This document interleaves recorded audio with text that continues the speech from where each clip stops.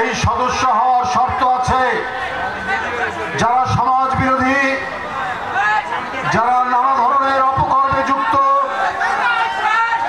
যারা জনগণের কাছে ভীতির সঞ্চার করে, এরা বিএনপির সদস্য হতে পারবে না। কোন দুর্নীতিবাজ বিএনপির সদস্য হতে পারবে না। সমাজের মানুষ যাদেরকে আতঙ্ক মনে করে তারা বিএনপির সদস্য হবে না। তাছাড়া সবাই হবে কারখানার শ্রমিক, ওই মাঠের কৃষক, স্কুল শিক্ষক, চাকরিজীবী, যারা রাজনীতি করার যাদের আইনগত অধিকার আছে, শ্রমিক শ্রেণী, তারা সবাই সদস্য হতে পারবে। শুধু অপরাধীরা সদস্য হবে না। এটা সুস্পষ্টভাবে আমাদের নীতিমালায় বলা হয়েছে। কিন্তু একটা ঐক্যও রাখতে হবে। আপনাদের বলে রাখি, অনেক সুড়ঙ্গ তৈরি করার চেষ্টা করছে।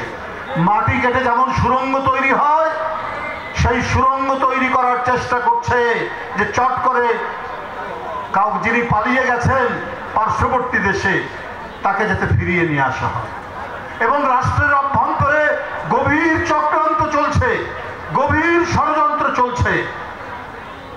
5ই আগস্টের আপনার যে অর্জন, এই অর্জনকে ব্যর্থ করে দিয়ে, বন্ধুরা আমার, একটি ছাত্রদের একটি সংগঠন গড়ে তোলা হয়েছে। ভালো কথা, গণতন্ত্রের চর্চা থাকলে যে কেউ রাজনৈতিক দল করতে পারে, মত প্রকাশ করতে পারে। আপনারা চেয়েছেন শাপলা, আপনারা কথা বলুন নির্বাচন কমিশনের সাথে, আপনাদের দাবি নিয়ে, আপনাদের প্রতীক নিয়ে। যদিও শাপলা একটা জাতীয় প্রতীক,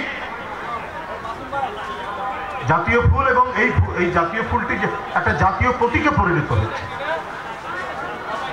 জাতীয় যে কোনো একটি অনুষ্ঠান বা রাষ্ট্রপতি বা প্রধান উপদেষ্টার ইয়েতে দেওয়া হয়, তার প্রতি একটা আলাদা মানুষের শ্রদ্ধাবোধ রয়েছে।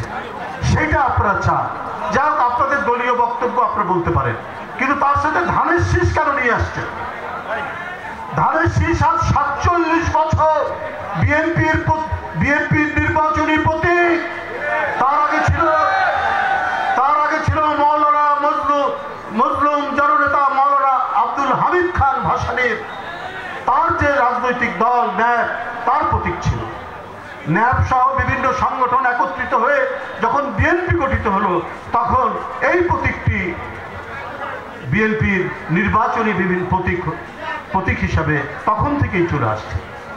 এটা যেন মানে বাড়ির আবদারের মতো। ছোট ভাই বলছে, এটা যদি আমাকে না দেওয়া হয়, এই চকলেট আমাকে না দেওয়া হয়, তাহলে বড় ভাইকেও চকলেট দেওয়া হবে। ব্যাপারটা এইরকম যে তারা শাপলা না পেলে ধানের শীষও দেওয়া হবে না। তাই ধানের শীষ আপনার জন্মের আগে বিএনপির প্রতীক, সেই প্রতীক আপনারা কাউন্টার করছে। আপনাদের শাপলা না দিলে ধানের শীষ দেওয়া হবে না।